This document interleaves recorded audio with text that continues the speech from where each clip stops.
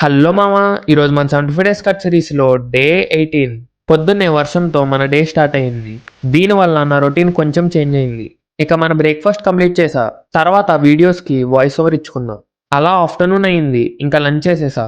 Evening మన pre workout meal తినేసి జిమ్కి వచ్చేసా. ఈ రోజు మనది క్వాడ్స్ వర్కౌట్. ఫస్ట్ స్క్వాట్స్తో స్టార్ట్ చేసా. నా టాప్ సెట్ 80 kgsకి 8 reps వచ్చాయి. నెక్స్ట్ లెగ్ ప్రెస్ చేసా. మామ, ఇది చేస్తున్నప్పుడు నీస్ లాక్ చేయకండి అండ్ వెయిట్స్ని కంట్రోల్తో మీ కంఫర్టబుల్ రేంజ్ వరకు డీప్గా వెళ్ళండి. డీప్గా వెళ్తే బెటర్, మీకు అర్థమైంది అనుకుంటున్నాను. మామ, నా సజెషన్ ఏంటంటే నువ్వు ఏ వర్కౌట్ చేసినా ఆ వెయిట్ని కంట్రోల్ చేయకపోతే అది నీకు కాదు, దాన్నే ఈగో లిఫ్టింగ్ అంటారు. జిమ్లో నేను అబ్జర్వ్ చేసింది ఏంటంటే జస్ట్ అటెన్షన్ కోసం ఈ లెగ్ ప్రెస్ మెషిన్ల మీద ముగ్గురు నలుగురు వేసుకొని హాఫ్ రెప్స్ కొడతారు. దానివల్ల మీ ఈగో సాటిస్ఫై అవుద్దేమో కానీ మజిల్ మాత్రం బిల్డ్ అవ్వదు. ఇక లాస్ట్లో లెగ్ ఎక్స్టెన్షన్ చేసి వర్కౌట్ ముగించా. ఇంక ఇంటికి వచ్చి మన డిన్నర్ కంప్లీట్ చేసా. ఈ రెయిన్ వల్ల నా స్టెప్స్ అని నైటే కంప్లీట్ చేసుకున్నా.